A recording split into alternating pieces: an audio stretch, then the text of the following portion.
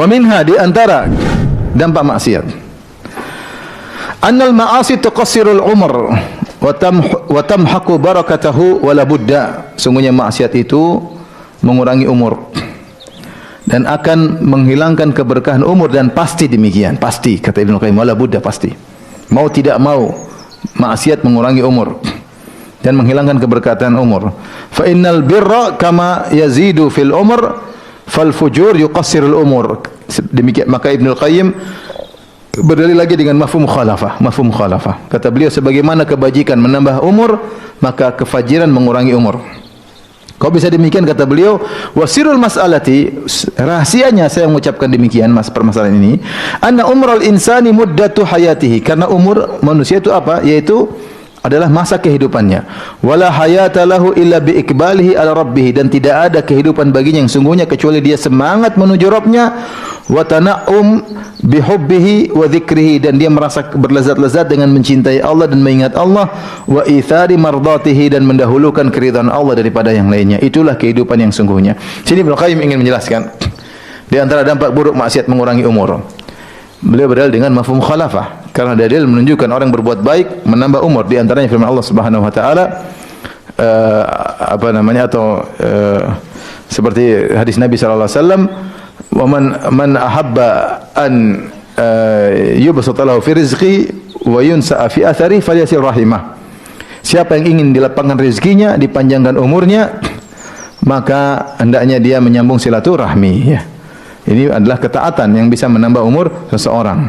Kalau begitu sebaliknya, kalau dia melakukan kemaksiatan akan mengurangi umurnya. Akan mengurangi umurnya. Siapa yang jujur akan menambah keberkahan umurnya. Siapa yang bohong akan mengurangi keberkahan umurnya. Nah, berkurangnya umur atau bertambahnya umurnya ada beberapa pendapat di kalangan para ulama. Mengerucut pada dua pendapat. Pendapat pertama, bahwasanya orang yang berbuat maksiat dikurangi umurnya, maksudnya dikurangi keberkahannya.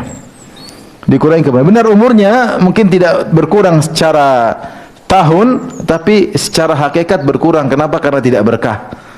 Dan ini yang disyaratkan oleh Ibnu Qayyim rahimahullah taala.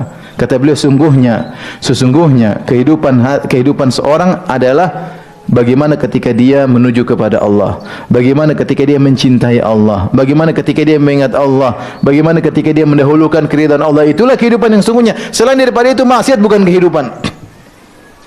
Bukan kehidupan yang sungguhnya. Maka semakin banyak dia maksiat, semakin kehidupan yang hakiki semakin sedikit. Logikanya demikian.